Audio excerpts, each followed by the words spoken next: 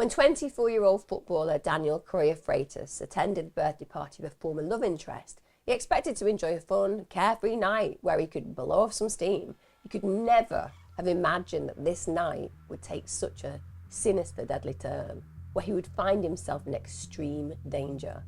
The following morning, his mutilated and emasculated body was discovered. This is the violent murder of Daniel Correa Freitas.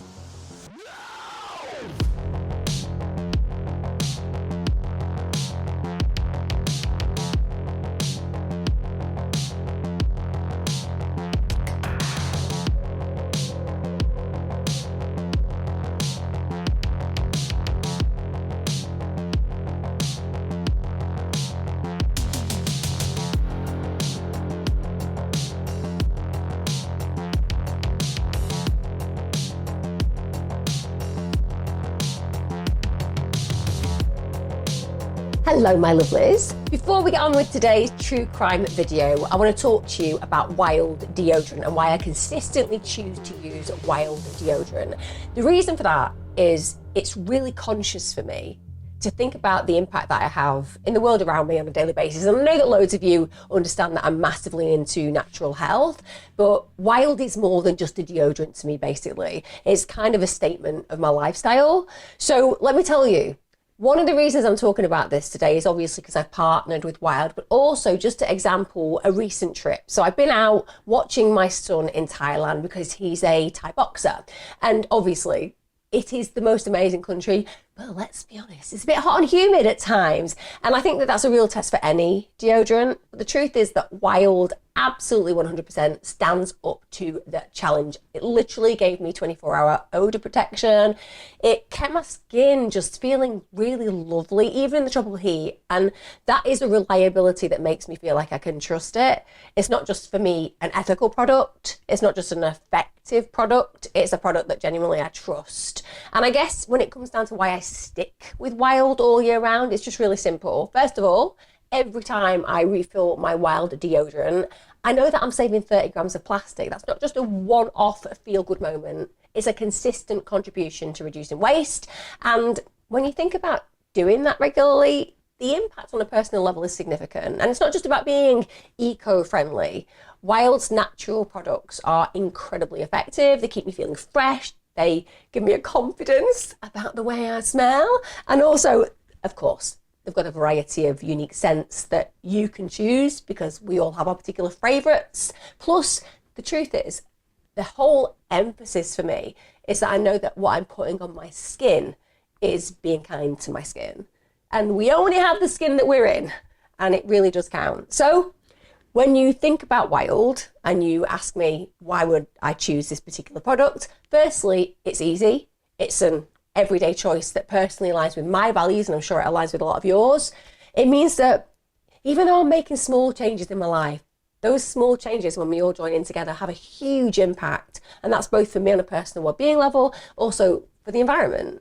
And also because the more we have that attitude of kindness, the more the world becomes kind. And that's something that benefits each and every one of us. With Wild, I know that I'm literally covered in every single aspect. That is why it is my go-to deodorant, and that doesn't matter where I am in the world. And in fact, absolutely, cards on the table, my whole family use it.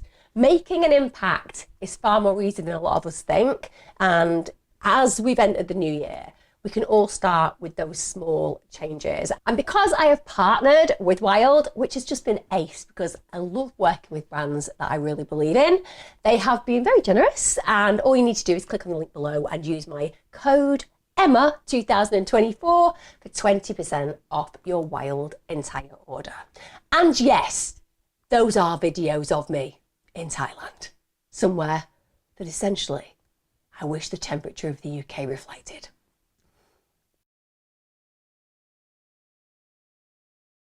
Hi guys, welcome back to my channel. Thank you for joining me. Today's case is one of those that blindsides you because when you go out for an evening, particularly when you're expecting to have a great deal of fun, you have no concept that anything dreadful could ever happen to you. It just doesn't register. But cases like this remind you that sometimes, just sometimes, even the safest places you can imagine can turn deadly. And Daniel's death exemplifies that completely. If you're new to my channel, I release my crime content on a Wednesday and a Sunday. So if you do like crime and consistency, this is definitely the channel for you. To everybody returning, thanks for joining me as ever. Hopefully today's case is going to be one that gives you more information, even if you've heard about it before. As you know, I like to do my diligent deep dives with a psychological twist. Right, let's get on with today's case. And bear in mind, like I said, if this is going to demonstrate one thing, it's that something so ordinary can at times become extraordinarily evil. So who was Daniel? Daniel was born on the 24th of January 1994. He was born in Brazil, in Juiz de Fora. He was absolutely gifted at football. I mean, from a really young age. And I'm not going to pretend that I'm an expert in football at all, but I am aware that in Brazil, I don't know, they do tend to create some pretty amazing players. So the actual competition level there is going to be enormous. And to be a young person who stands out in that particular arena and sport, that means you are going to be excellent at it. And that gift is one that so many young men would aspire to mirror. Now, lots of young boys in Brazil have those aspirations. They want to become a professional football player, as they do in the UK, and I'm sure wherever else these sports are as, shall we say, valued and revered as they are over here and in Brazil. He, in spite of the fact that, like I said, there were all these other young people wanting to achieve, did actually have the opportunity to do that. He went on to become a professional football player, and that demonstrates commitment, loyalty, dedication, and also a willingness to work hard. It's not enough just to be great at something. You have to want to pursue it and dedicate yourself to doing so. So that gives us an understanding about Daniel's temperament. When he sets his mind on something, he really works to achieve it. In 2007, Daniel joined the Cruzeiro youth football team. That's when he's 14 years of age. And during this time, he does really well.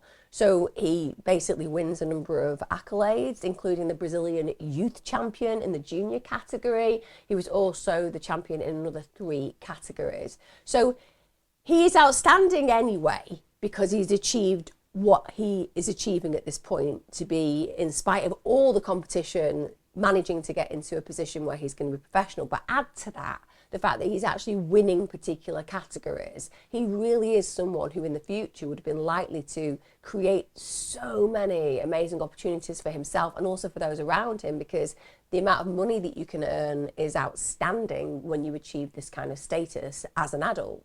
We get to 2013. This is when Daniel is 19 years of age, so young adult, and he starts playing for Botafogo as an attacking midfielder. And he actually made his debut coming on as a late substitute in October of that year. So it's a big deal.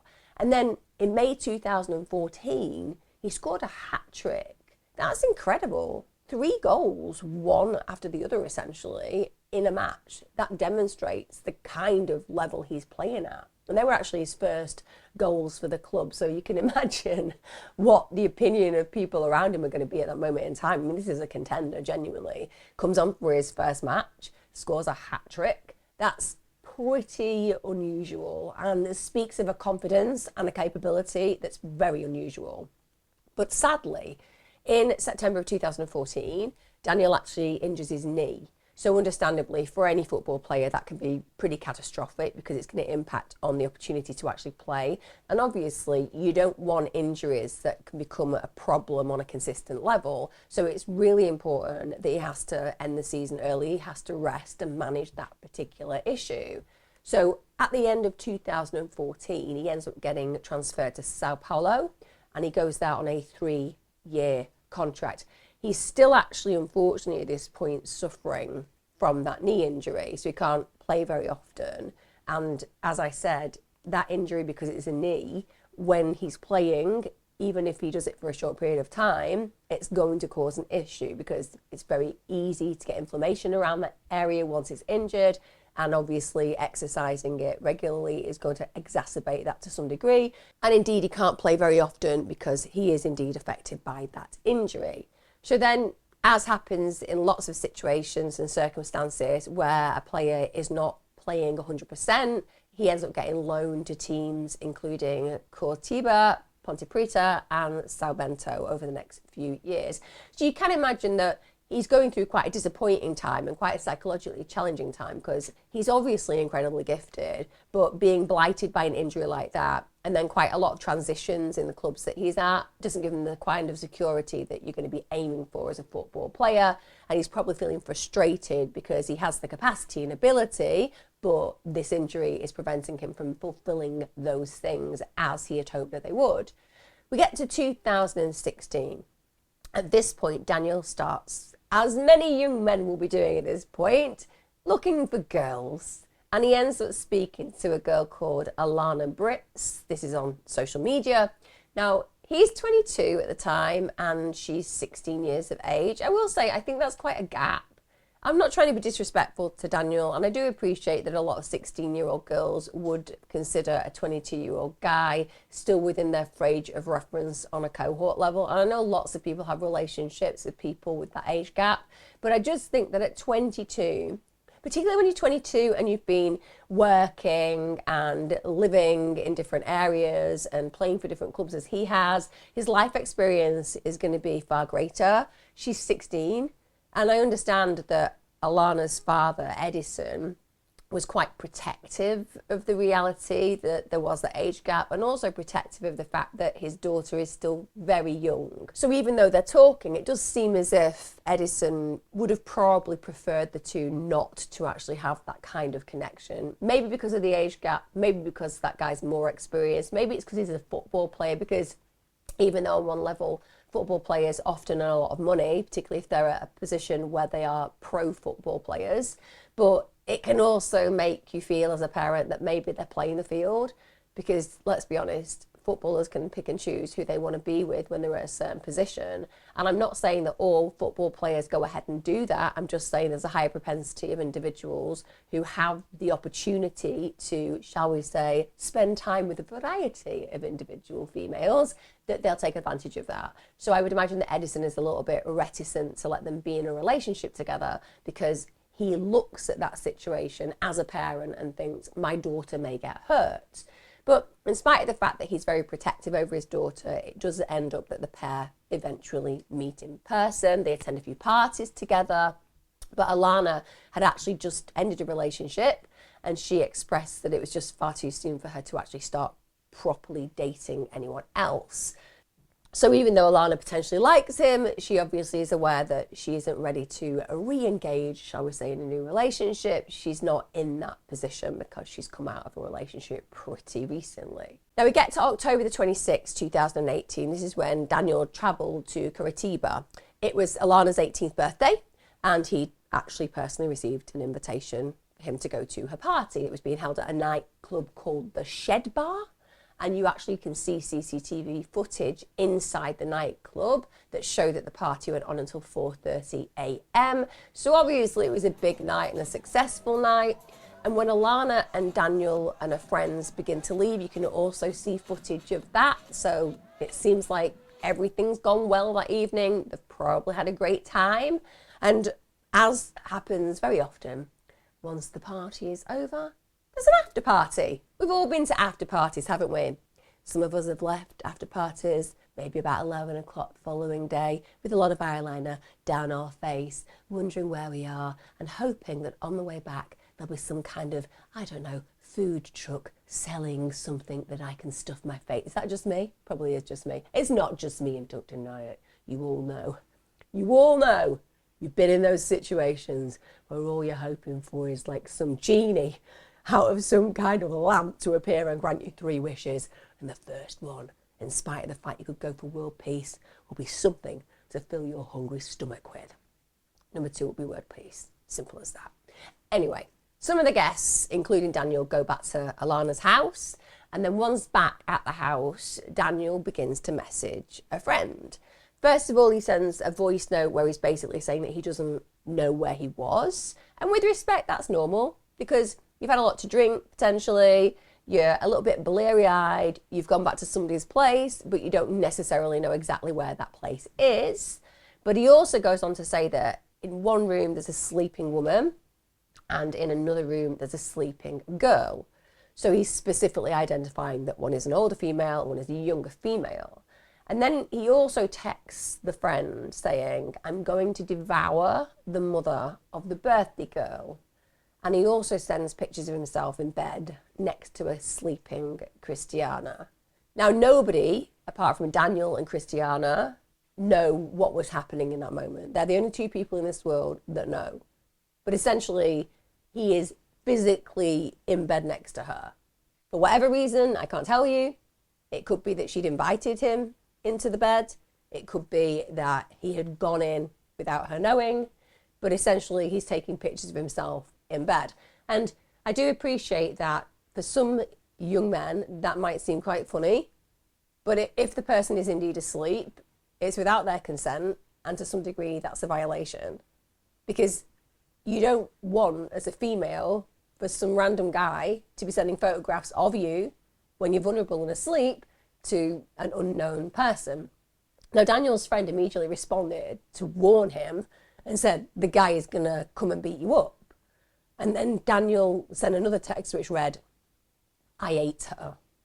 Now, clearly that's got a sexual connotation. The word I ate her up is clearly to do with that kind of connection.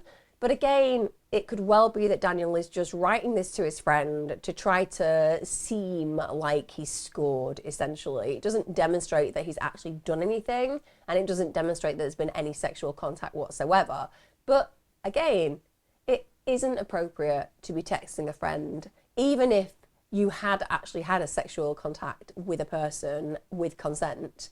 The reality is, why would you be sharing that information with your friend? It's really immature, it's totally unnecessary, and actually it'd be really offensive to the other party, even if you were in a consensual situation. You don't want somebody doing that. We get to 11 a.m. on the 27th of October 2018, and the most horrific thing is discovered, because Daniel's body, this guy who's just been at a party, has just been texting his friend, was apparently having a good time, is suddenly dead.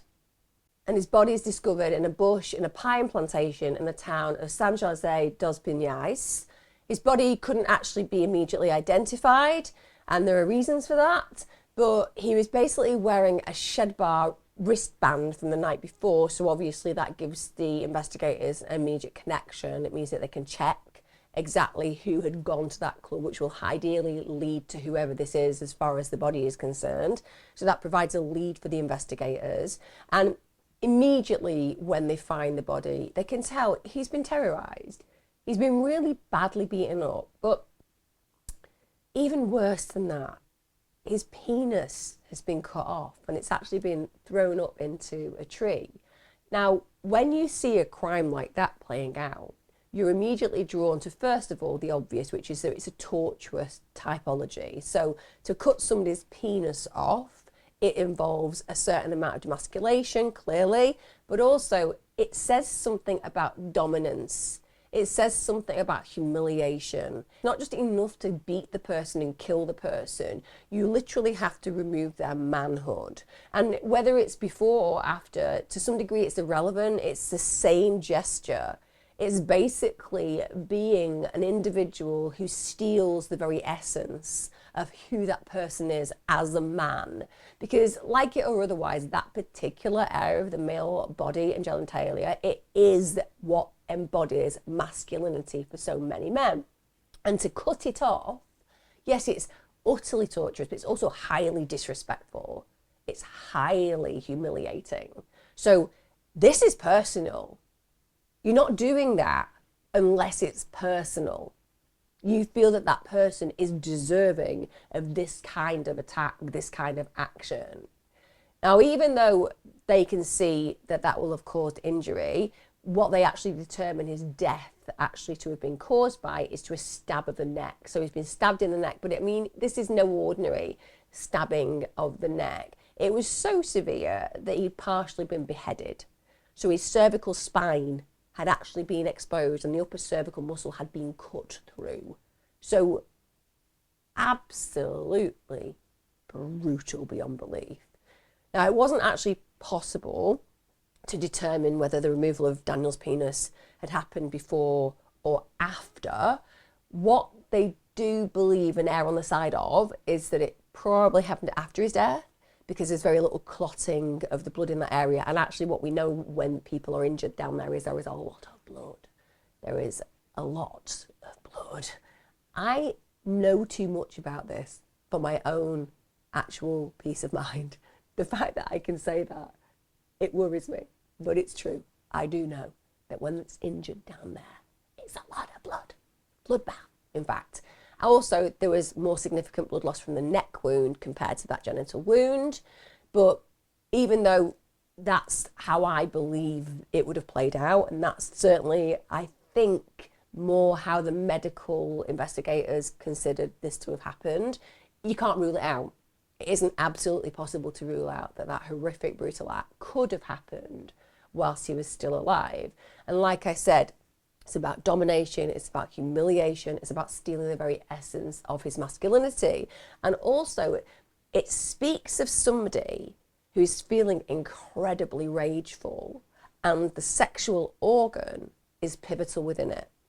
When it comes down to gang torture and killings, sometimes we will see penises removed, put in the person's mouth, and that's about humiliation and disrespect. It's about, as I said earlier on, stealing the manhood of that individual. It's less about sexual motivation and more about the worst thing that could happen to a man happening. So that's why they will play those out in torturous situations.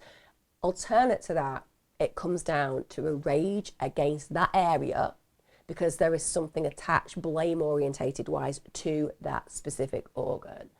So what that says to me is that the perpetrator who did this is really angry with that sexual organ. And that's likely because the person feels that Daniel has done something inappropriate with it or had an inappropriate relationship with it that connects back to the individual who's carried out the crime.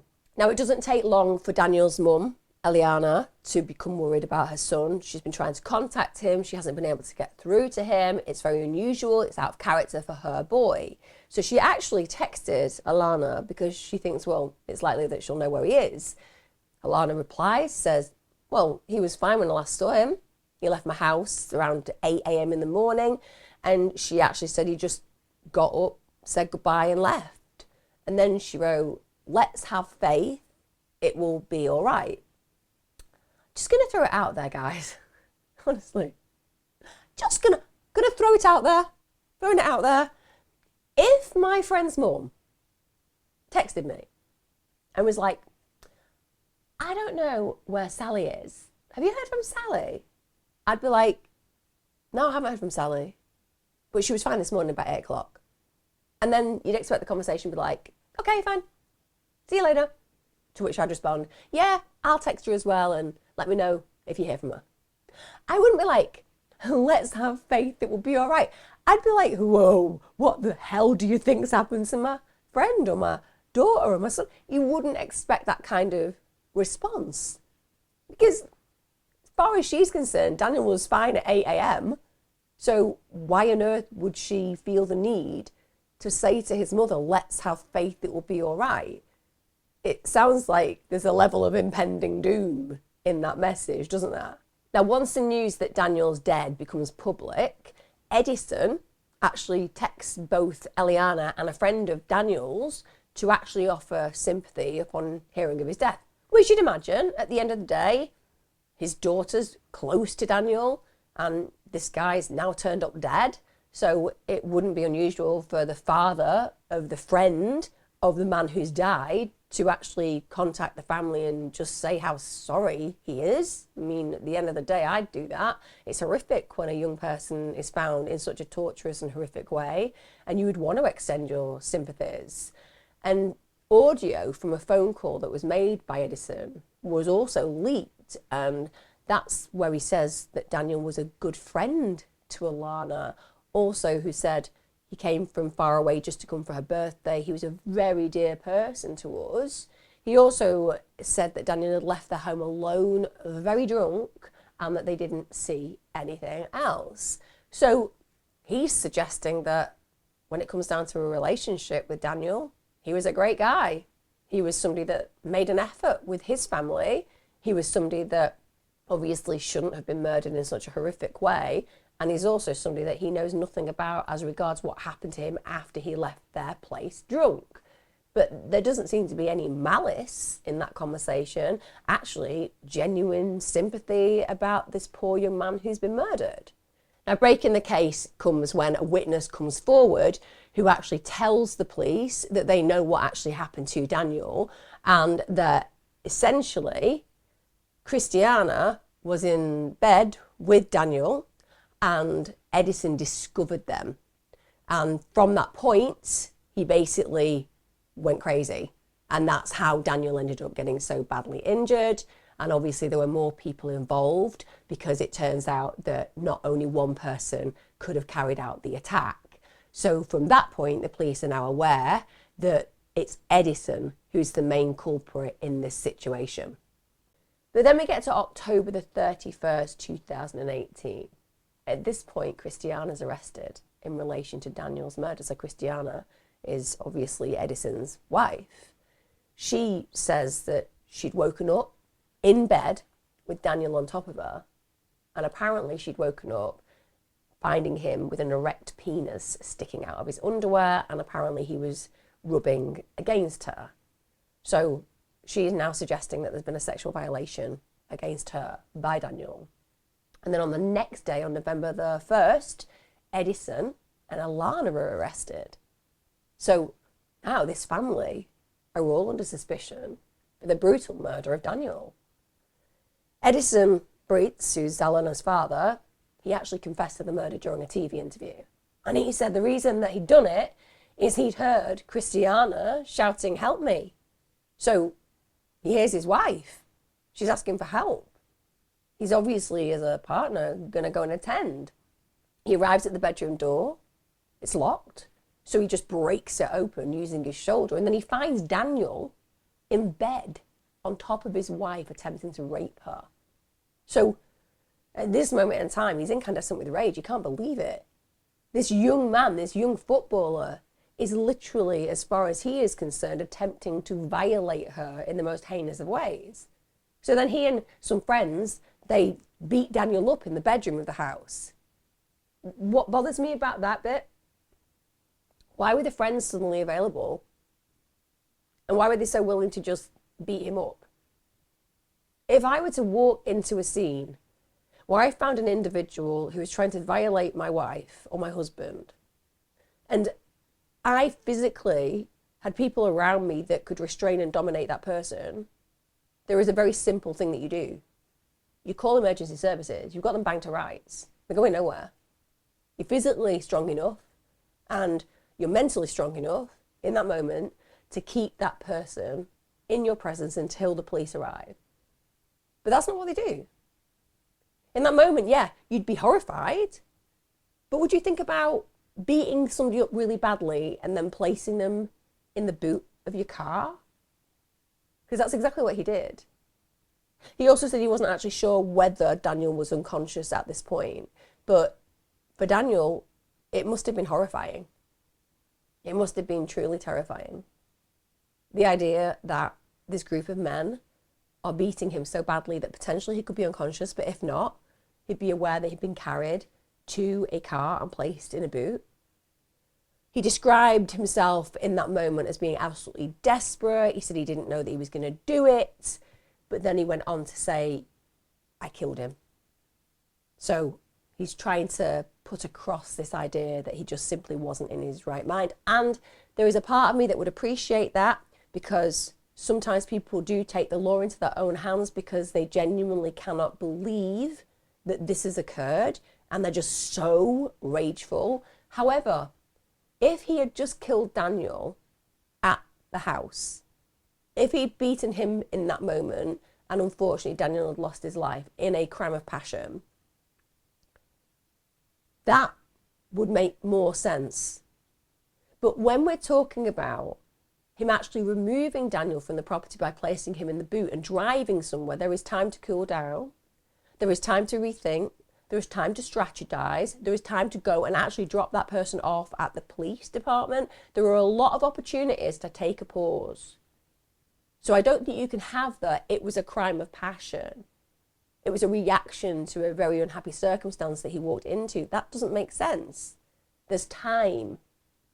And psychologically, when you have time, to pause, to think, to reconsider, and you choose not to, it's because you've made a decision and you feel entitled to carry out whatever punishment you feel that person deserves. Edison also went on to say that he had a small knife that he used to keep in the car boot with his tools. So again, we're talking about time here. He's not killed him in the flat. He's not killed him there. No, he's taken him to the car. In the boot of the car is a small knife, which obviously he's going to use because I've already talked about the injury that Daniel suffered. And then he said that he'd done what any man would do. And he went on to say, because the woman that was there was not my wife. She was every woman in Brazil. It could be your wife, your daughter, your sister. At that moment, it was my wife, Chris, with whom I'd been married for 20 years. The woman I dedicate my whole life to. And the sentiments we understand, much like if I imagine walking in and somebody's abusing my child, what I would wish to do to them. But the reality is, if by doing that, you take yourself away from your family, if by doing that, you take somebody else's life, which is not comparable to what we're talking about when we're thinking about the fact that there is a possibility that Daniel was rubbing his penis up against Christiana, which is wrong, without a shadow of a doubt, it's wrong, but it's not in line with actually murdering this man, cutting his penis off and almost decapitating him. That isn't consistent with the reality of what Edison's trying to put across and convey. Because unfortunately, rape happens, it's horrific. But if the amount of men were murdered who actually raped, well, there'd be a lot less men. I'm going to put it out there.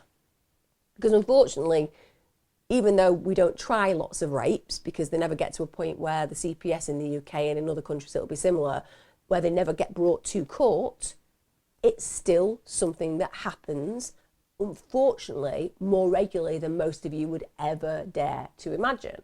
So you can't just take the law into your own hands, even though it's frustrating and you wish you could. And logistically, it's absolutely unacceptable to carry out the injuries that we're talking about where Daniel is concerned, no matter how much you love your wife. Now, it's believed that the call that Edison made, where he's complimenting Daniel, was basically made in order to trick the police because they wanted to divert suspicion away from himself. It's also suspected that Alana already knew that Daniel was dead when she was texting his mother, which is probably why she was being a little bit over dramatic and saying like, I'll pray for him type thing. It's a way of making them feel, oh, she really cares about my son, when in fact she knows what's happened to him. So she was reassuring his mother and lying about seeing Daniel leave the house of his own accord because she was covering her tracks. And again, where I struggle with that is if Daniel had been murdered at the flat and the family had then acted on that by calling the emergency services, and of course Edison would have been arrested and of course he would have been tried, but there is a far stronger likelihood that they would have given him a level of leniency, bearing in mind what he is meant to have seen and bearing in mind what Christiana would have said, which is, this man was violating me. At what point does a family decide that a better course of action is to firstly allow Daniel to be driven away and secondly then try to cover the tracks? Because arguably it means you want to get away with murder and you're all complicit. Each and every party there becomes culpable when they are willing to cover up a crime, even if that crime, as far as they are concerned, is one deserving of what's occurred. The reality is they are now wasting the police investigators' time, but also they are harming Daniel's family, because Daniel's family want to know what's happened, how this is played out, and why their son is dead. And arguably, when you're covering your tracks and preventing that from being uncovered, clearly that's going to lead to more pain for the family of the individual who's deceased. Now, because Edison has actually confessed now to the killing, he shows investigators where he'd taken Daniel and where he'd dumped his body. He also pointed out bloodstains on the ground, but he didn't immediately point at the correct place where Daniel's body was discovered. That could be because he genuinely was confused and disorientated and was dealing with what had actually occurred, because a normal day had become completely abnormal. It could be, of course, that somebody else was helping him or actually disposed of the body without him present.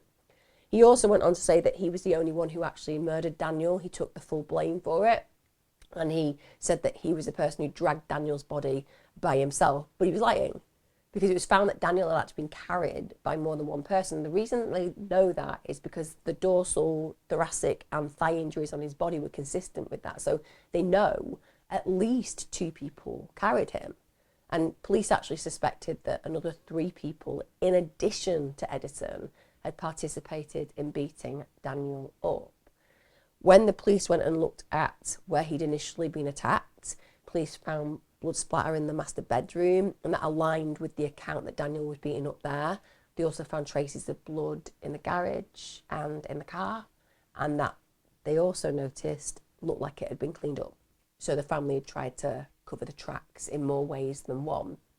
The bedroom door, yes, that was actually broken, but they don't know when the damage actually was occurred, because it could deliberately have actually been broken off after Daniel's murder, because that would then confirm the family's version of events. But it was actually also reported in a later police interview that Edison said he'd actually entered the bedroom through the window. So that raises inconsistencies in his account. Why would you say on one level that you'd broken into the bedroom by forcing it open and then say that you climbed through the window? It's a very strange thing to change. To me, if in an interview later you're saying that you actually climbed in through the window, the likelihood is that's the one that's true, because it's so different to what you've initially said. And often over a period of time, when we've admitted whatever's happened, we start to actually tell the reality of what played out. So it could be that indeed he did get in through the window. Also, another 4 people, that's David da Silva, Eduardo da Silva, Igor King, and Evelyn Brisola Peroso. They were also arrested in connection with Daniel's death.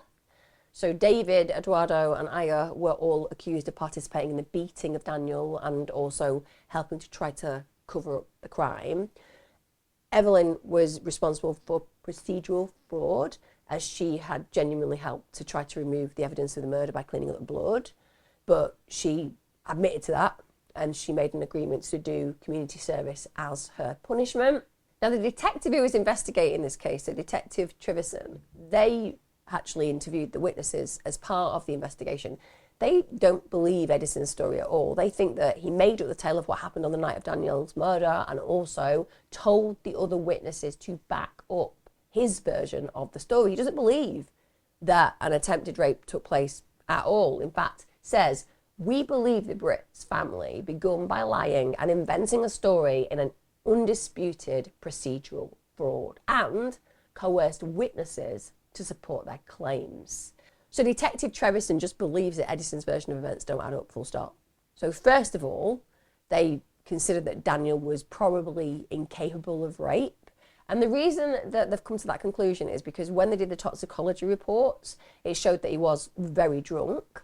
Though one could easily argue that realistically he could still rub his penis on someone. I mean, the idea that you can be so inebriated that you're incapable of actually having sex, that's one thought process. But you know, a lot of women and men in relationships with men will be able to tell you that even when they are very, very inebriated, asleep, it would seem at times, they can get a little bit frisky. So it's not true, as far as I'm concerned, to say that it would be impossible for him to not be rubbing his penis on someone. It could be possible he was. However, one thing that is clear is that no one heard Edison breaking down the door. And you would imagine that if a door gets broken down, you're going to hear it, you're going to hear that noise. And the other big inconsistency is absolutely no one heard Christiana screaming for help. Now that's the whole point, isn't it? That she's screaming for help when she's supposedly being sexually assaulted. And that's what gets him to the scenario where he ends up killing Daniel. He also said that Edison's brutal murder of Daniel, even if it were a response to an attempted rape, was disproportionate. And that's what I was saying earlier on. It is disproportionate. I appreciate how any partner would feel if something so grotesque happened to somebody that they loved. I get it. But that's why we have law. That's why we have the police. That's why we have people come to these situations and arrest those individuals. And clearly, if Christiana is in a position where she's screaming, well, that would mean that Daniel would be in a scenario where he was dominating her and that she was probably fighting him off, which is not consistent with he was rubbing his erect penis against me. That's very, very different. If he was so inebriated, but he's still managing to, shall we say, use that area of his body to rub against her, get out of bed. Sorry, but that's what you do. Get out of bed. You'd have to be restrained. You'd have to be being physically dominated in that moment to need to scream for help. So again, I understand why the detective in this case feels like that doesn't necessarily add up. If you are a victim of a sexual assault, it is the most horrific and terrifying experience to ever go through. If you freeze, understandably, women do and men do during these circumstances, that tends to be where an individual can't even speak. If you're in a situation where you're being dominated, you'll fight, but a man's strength is often far greater than yours, as particularly if you're female. And so that again is going to mean that they're going to have to be within their right mind to be able to dominate you in such a context. It doesn't add up to some degree that Christiana is saying that she was being violated to a point where she is literally screaming unless he is physically really in control of her. And that wasn't her story initially. It's that he had an erect penis and he's rubbing it against her. So like I said, I understand why they struggle to make sense of how this is meant to have been played out. And don't get me wrong, for a guy to be in bed next to you, rubbing his penis against you when you've not invited it, that is a sexual violation. It's illegal. You should be absolutely in trouble for doing that with the police and with the appropriate laws that you've broken and violated. But that's very different, obviously, to when somebody is actually abused in a rape scenario where somebody literally is violently attacked, held down, and literally violated on every level. And I'm not trying to minimize an experience where somebody has a guy do something really creepy like rub his penis up against you. How dare he? It's disgusting, it's disgraceful, and you can feel traumatized by it. But it is not what we're talking about when it comes down to being compared with a vicious, violent rape. It's awful, but it's not the same. So Christiana isn't saying initially that that's what he had done. And like I said, the detectives struggle with that because they're trying to understand why he would carry out such an attack for what Christiana has actually initially complained of, albeit that she has an absolute right to complain about that violation. Prosecutor Joao Milton Salles, he said that Christiana thought that taking the actual picture was a harmless joke. So basically when he's prosecuting Edison, he's saying Christiana was in on this, it was just a bit of fun, and she allowed Daniel to do that. So at the end of the day, he thinks it's okay to go ahead and take that photograph. But I struggle with this. Like I said, what I think's happened is totally disproportionate. Daniel should still be alive today, there is no doubt about that. But I do think that the prosecutor is incorrect. Christiana must have known what Edison was like. If you know that Edison has the potential to get that angry and rageful, if a guy is doing anything to you, anything with you, you're not going to encourage him to take a photograph of you, because then that becomes potentially public domain, and the consequences and ramifications of that can be very, very dangerous. So why, if she knows the character of her husband and his basically violent personality, would she allow that to happen? She'd realise that that joke wouldn't have been taken very well. So whilst the prosecutor is arguing this point, she claims that she genuinely wasn't in on any joke with Daniel. And as far as she was concerned, she didn't even know it had happened. And I've got to be honest, the picture does look like she's asleep or unconscious. So she doesn't look like she's actively involved in that photograph. It's not like they're both in bed and she's having fun. It's not like she's got a look on her face where she's involved in the joke. And it's not like she looks like she's pretending to be asleep. It does seem that she isn't actually conscious at the time. Now, even though the prosecution said that they believe that Christiana didn't actually try to prevent the attack on Daniel, the Brit's lawyer, her lawyer, Claudio Deladon, disagreed with it.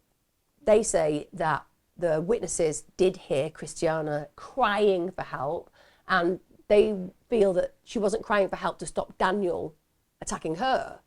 She was screaming to try to stop Edison attacking Daniel. And that makes perfect sense, because she's probably going to feel that this is becoming an extreme fallout from whatever's played out before, and the consequences for her are going to be huge, and the consequences for Edison are going to be huge, as well as Daniel.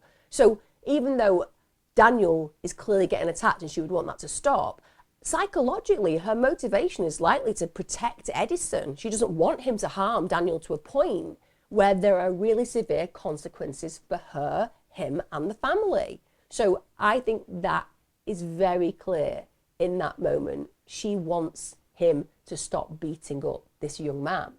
And one of the other things that is concerning about what happened to Daniel is that when people talk about his character, people struggle to believe that he's the kind of individual who's capable of doing the things that he's been accused of. So Daniel's teammates at Sao Bento, they said he was a really shy guy. He was really modest. They described him as super responsible. They said he didn't often drink. They said he didn't go out partying. He preferred to stay at home.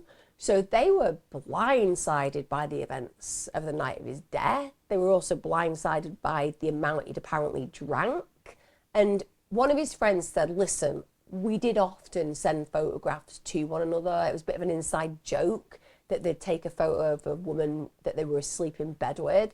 I think it's really strange that people do that. Genuinely, I appreciate that they don't think that there's any harm, but I think it's a violation. You should be engaged in that behaviour of your own volition, as opposed to when somebody is taking control away from you because you're asleep. It just speaks to me of something a little bit shady and a little bit creepy. And I also believe that when men are doing that, or women are doing that, but I would hazard a guess it'll be men more than women, what they're actually saying is, look, I'm in bed with this person. And the intonation is, you've had a sexual connection with that person. So you're kind of bragging. And again, when you have an intimate experience, whether that's a one-night stand or a relationship, it's about the two of you. It's not about some third party you don't even know who's now got information about you that you might not wish to share. So I don't think that's good behaviour whatsoever that Daniel does, inside joke or otherwise. Like I said, it's a step too far, it's an invasion of privacy, and it's not one that the person consents to. But the argument here is, hey, there was nothing untoward about it. He's just doing what we've done before. It's something that's a bit of a boys' game, and this is something that they've shared with other team players, essentially. Like I said, I don't agree with it, but that's the argument. Now, the Brits' defence lawyers in the building a case, they actually bring in a model called Ludmila Garrido. She's a witness, and the reason that she's a witness is she's there to provide testimony against Daniel's character. You've got all these people saying that Daniel's a really nice guy, he's a really quiet guy. I also want to just caveat, really nice guys and really quiet guys, to everybody else, can still rape. They can still kill. We see this play out lots. We see serial killers who are described as really nice, really quiet people. You're not a rapist or a killer 100% of the time. You're a rapist or a killer for like 1% of the time. The rest of the time, you can seem like a really great person. So just because his teammates are saying all these lovely things about him doesn't mean that he hasn't got the capacity to do something horrible. But what I'm trying to get across is, as far as the people who knew him well, Daniel did not strike them in any way, shape or form as being predatory or problematic around women. However, like I said, this model, Ludmila Garrido, she comes in and she gives testimony against Daniel. So her testimony is that Daniel had harassed her in 2012 at a party in a nightclub. He would have been about 18 years of age at the time. The model said that she didn't actually report this. She was scared of her boyfriend finding out and that might have destabilized their relationship.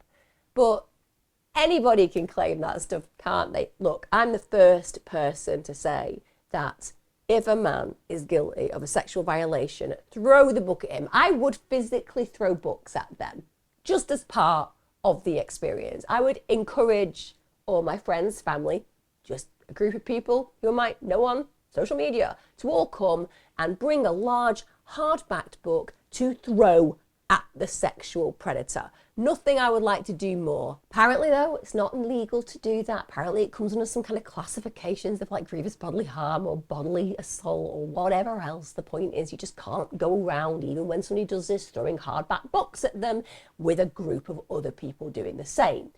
Just saying, as a person, I would throw the book at any sexual predator. However, bringing somebody in to talk about an occasion that there is actually no evidence for, and no one can genuinely link that person with this individual, and to use that as a testimony against the character of an individual who's deceased in such a manner, I'm not sure that that's very appropriate, because it doesn't really feel like a witness coming in and going, he was really not nice to me in a club where I have no evidence for this, and by the way, nobody knows about this, and by the way, I never reported this, even though I'm the victim.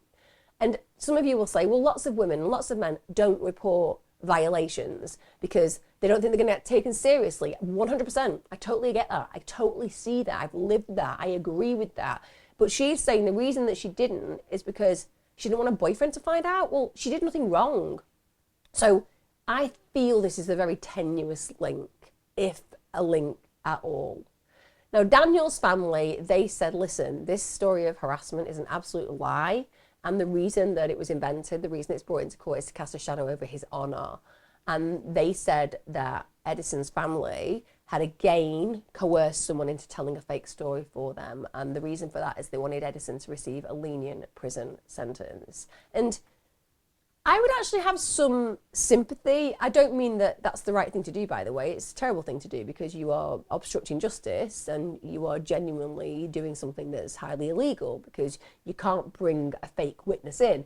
But I also understand that when you love somebody and when you believe that they're a good person, even when they've done something really bad, at times it can lead you to do things that you think are a good idea to try to protect them. So getting somebody to come and say something that's totally untrue to try to cast a better light on the person who's actually going to be receiving a potentially very long term in prison, I understand the motivation. It's wrong, but psychologically, I get it, even though it's a terrible course of action to carry out.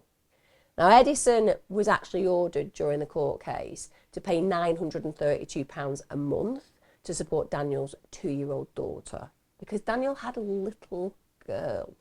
Now that support's meant to go on until she's 25 years of age, and she's denied a parent, isn't she, in this? Let's be honest. She's going to grow up knowing that her father was horribly tortured and murdered. She's going to grow up knowing that her life could have been so very different because she had a successful dad. Daniel's lawyers say that the death of the little girl has obviously been very affected financially because he'd supported her, and now not only does she not have the financial support, she no longer has a father per se. They also said, quote, she had the right to receive food and to have a dignified life. Edison was charged with homicide, concealment of a corpse, procedural fraud, because obviously cleaning up, etc., and corruption of a minor, and coercion during the process. He remains in prison, and despite the fact that his defence attempted to have him released on house arrest, because they're saying that this was just one of those things that occurred, it was completely outside the frame of reference for his normal behaviour, the reality is, the belief is, where law is concerned, he's a very dangerous person. And even though he still remains in prison, actually everybody else who's arrested in connection to that murder has been released. So Alana, his daughter, she was accused of intimidating witnesses of Daniel's death and was also accused of altering the crime scene. She got released in August 2019. Christiana, she was released on the condition that she would wear an electronic anklet. She also got released in September 2019. And Christiana, after she was released, actually appeared on a televised interview, and she said that she didn't participate in anything. She said, I didn't attack, hit, or kill Daniel. And actually, she just reiterated that she was the victim. And she said, my life was destroyed that day too. My life, in a way, ended that day. I was arrested. I lost practically everything. I lost my dignity, my honor. I was raped as a woman. My family was destroyed. And I do have sympathy with Christiana, I really do.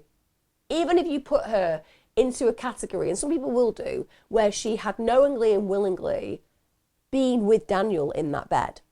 Even if she'd had a picture taken while she pretended to be asleep, even if you make her the Scarlet Woman in that moment, she didn't deserve what happened. Even if she had invited him into that bed, she didn't deserve to have the man that she was married to come in, basically kill him in front of her, and then make her complicit to help with the scene because she's now trying to figure out what the hell do I do? And then she ends up in prison.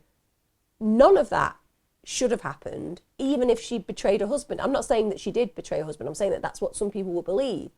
But the consequences for her were enormous. And she did lose everything because people will believe that she was part of the murder. People will believe that she betrayed her husband. Whatever people think, she has to manage that. She knows the truth.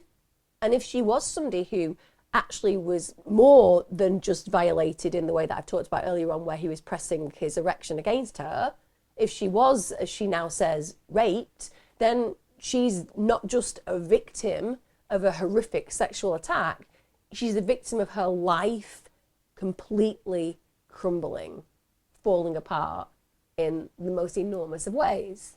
Equally, some people will say that she's just trying to manage reputation by now claiming that she was actually raped and that she was a victim of circumstance as opposed to a part of what played out.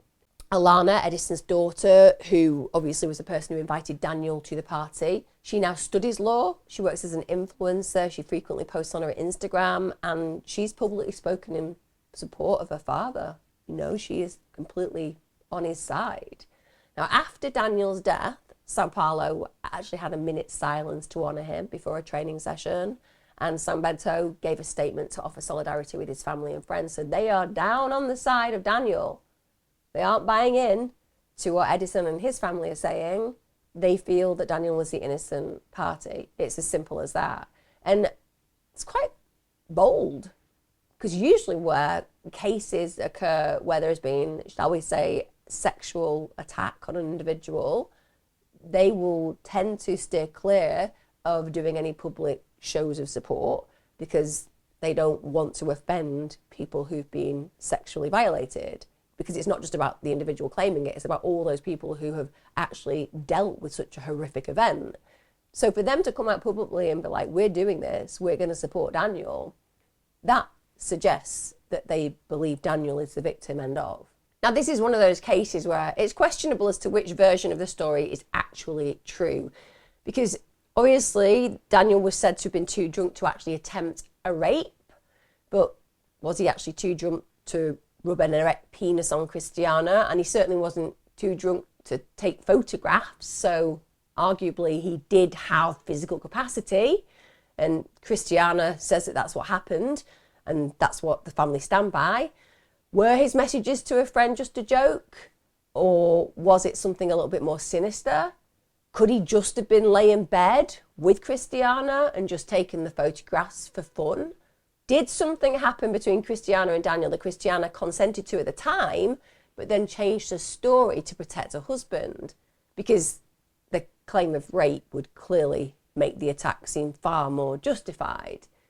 But whatever the truth, and there are only certain people in this world who know it, the reality is that Daniel met a horrific, brutal, torturous end at the age of 24.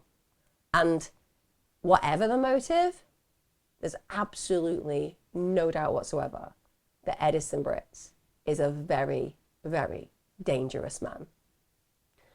It's one of those stories, isn't it? One of those tales that have got so many twists and turns that the truth is sometimes hard to find.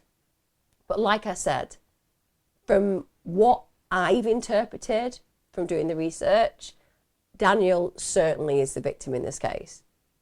I can't say that Christiana lied about what happened between her and Daniel, because we have to trust that she says that she was violated, although, like I said, not violated in the way that she talks about these days, but she said that she felt his penis rubbing against her, and that's horrible. But there is no way that justifies what happened to this young man. There's no way that literally slitting his throat, cutting off his penis, dumping his body as if it was just something that was so throwaway could ever be justified. And Edison and the family, they all conspired to cover this up. So that in essence suggests that Edison is a very powerful dominant force.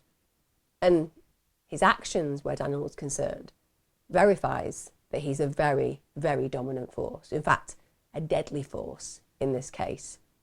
Let me know your thoughts, guys. If you know more about this case, please let me know. You have your own ideas about what I've talked about in this case. You may believe that Christiana was horribly violated and actually Edison was justified in his actions. You may feel that she's a liar and that therefore Daniel was murdered in a senseless way for doing absolutely nothing wrong. You may feel that Daniel 100% overstepped the mark. How dare he take a picture of a woman who's sleeping and send it to a friend? At the end of the day, that's a violation. Or you may just feel that this is a story of a young man doing absolutely nothing wrong, simply having some physical contact with another female in a consenting manner that ultimately led to another person feeling that he deserved to die. It's a complex, twisted case. I'd love you to let me know your feelings and thoughts on this. As ever, I'll see you again Wednesdays and Sundays. Crime and consistency is my catchphrase, and I will be here until I'm 109 years old doing this. Thanks for joining me, and as ever, remember guys, be safe.